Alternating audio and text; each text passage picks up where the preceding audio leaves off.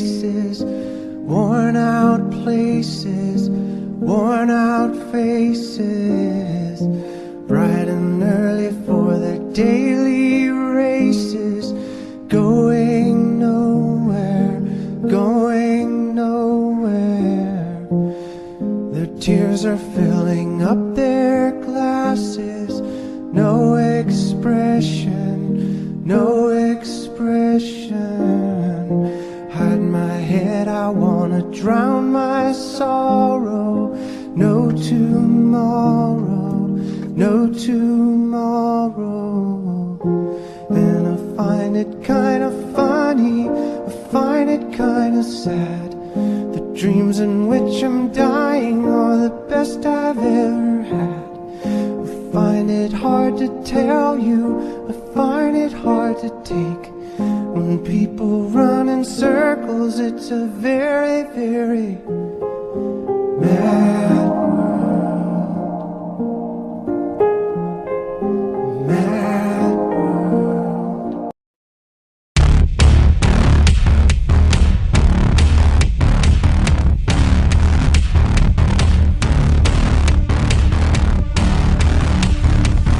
What is up? How's the Legion of Comic Collectors doing today? Well, today I have a cool haul. I got one thing off of eBay and then a My Comic Shop order. So jumping right in. Picked this up. Harley Quinn Volume 1, Issue 25. This volume is on my goals list. Super tough series to come across. And I watch various issues on eBay and got sent an offer that was really, really good on this, so went ahead and got it. So another issue down on Harley Volume 1. And basically the My Comic Shop haul was an extension of the Long Halloween and finishing a couple things on my goals list. But first up here we have the Long Halloween facsimile. This is the foil variant. Had to get that. And I mentioned while I was trying to get the Long Halloween, they started a sequel series called The Last Halloween. Haven't had a chance to read any of these yet. But I really like these mugshot B covers. So, at least at time of ordering, the first 4 issues were out. And I got them all with the mugshots. So we got Batman, Penguin, Riddler. And issue 4 is a Robin cover. Really, really like these, and I'm excited to read it and check it out. I think it's only going 7 issues, so should be done in the next couple of months. This I picked up. There's been a ton of facsimiles and foil facsimiles that have come out. We were talking about it on Tony Fett's channel a couple weeks ago. And this one had caught my eye especially, being a facsimile cover of the first Harley Quinn in continuity. This isn't a facsimile comic. This is Joker Harley Quinn uncovered. So I think it's just a bunch of covers on the inside. But looking at this at eBay, I don't know, I was seeing it like $12 to $25. And My Comic Shop still had this and a whole bunch of other ones at cover price. So happy to pick that up. Now for working on my runs, I have slowly but surely tracked down in the wild almost all of the White Knight books. This is White Knight issue 7. So this finishes the White Knight. And I actually was tracking down a bunch of stuff yesterday. See if I can find it here. Totally unprepared. Here we go. I did find my White Knight Black Label trade. Read that yesterday, really enjoyed it. I tracked down a bunch of my year one stuff. I found Batman Hong Kong, an original graphic novel. And Harley Quinn Black, White, and Red. This is an original trade. And then they have the single issue sequel, the Black, White, and Redder. But, moving on with the haul, we have Curse of the White Knight 7. So this is the second series. Last issue I needed for that. And then a series that had a pretty low print run, which to me is the funnest thing to collect even more than keys. But the third series, White Knight, Beyond the White Knight, we have issue 4, 6, and 8 to complete that. So I have all of the one-shots and spin-offs that I know of. I have the Harley Quinn 6 issue. I think there's a Mr. Freeze one-shot, a Red Hood 2 issue series. The only thing I need now to completely complete the White Knight universe is 5 issues of the Generation Joker, the last series. This White Knight stuff, it was, I think, 1 issue of Curse of the White Knight I bought new. Never paid much attention to it. Wasn't very interested in the story. They had, at least how they advertised it, of what if the Joker goes sane. They had sort of did a story like that in Legends of the Dark Knight. But I know I read the trade when I got it. Wasn't too impressed, but man, I read it yesterday. Really enjoyed it. And I think just the, I know the scarcity, low print run of some of these made them appealing to me. And I am, of course, a Batman miniseries collector. And this one especially, the White Knight series, it just really bothered me that I never got them. And it was a bit tough to track down, but for the most part, that is complete. Speaking of minis, we have Batman Off-World. Way back when, probably the last time I did a my comic shop order, possibly around a year ago, I had got some of these, and another mini we'll see in a minute. But I believe when I placed this order, the last issue of this series had just come out. And I'd picked up the first 4 issues of my last My Comic Shop haul. But we have issue 5. And I don't really know how I wound up with a B cover of issue 6, but this is the brand new issue 6 that I believe just come out. So something else that was bothering me. I had picked up the first issues of Absolute Batman, Superman, and Wonder Woman. For those that don't know, DC's doing their own, I don't even know what it's called. It's like a whole separate universe. So these are like brand new characters.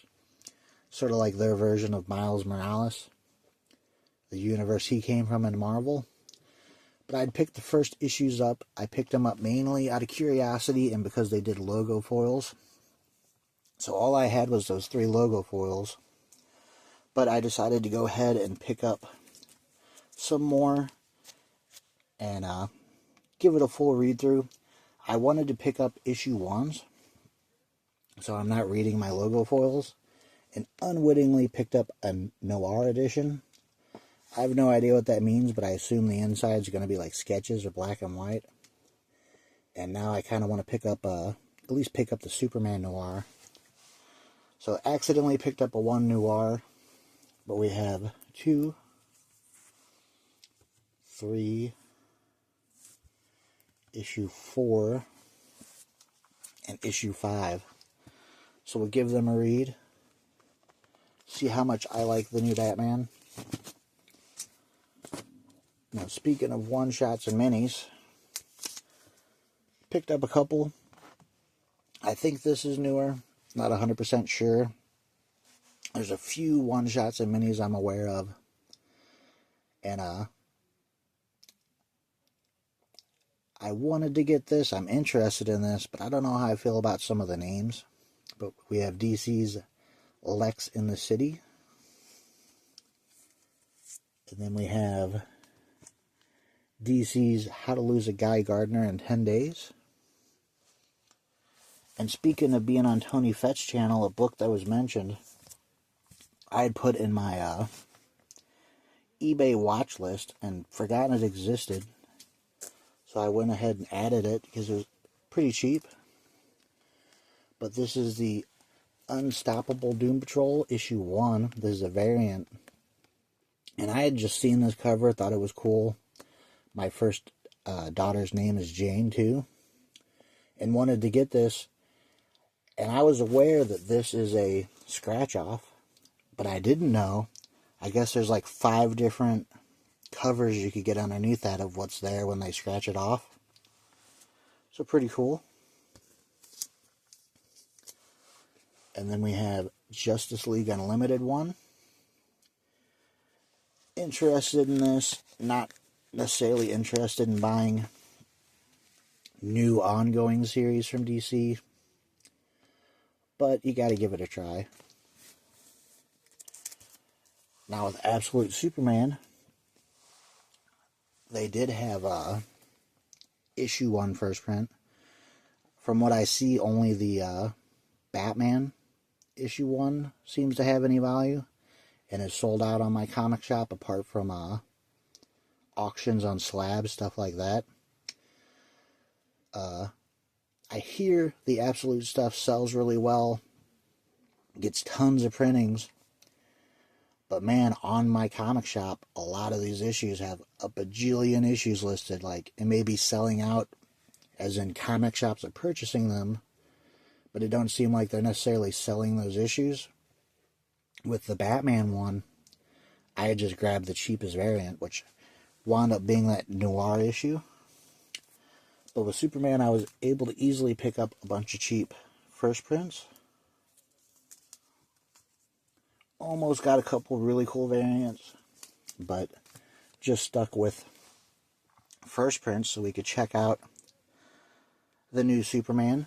I think Retro Tigo telling me that he was all in on the Absolute Universe, and collecting Absolute Superman made me want to give it a second chance.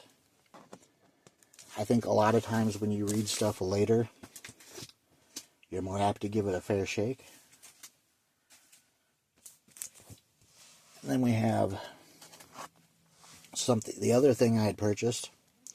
I think this ended in a timely manner, but I had the first 6 issues of Superman Lost. I think what I'm going to do is figure out where my other 6 issues are and just read all 10 in order. And then issue 10. And then I did pick up the other thing that's got me a little interested in newer DC. Not this book. This is just a facsimile of the first appearance of Guy Gardner. But it appears that the Green Lanterns are actually Green Lanterns again. And honestly, the Jeff Johns run especially, is probably my favorite thing in all of comics. And if you follow Green Lantern, you kind of know, got kind of fruity at the end.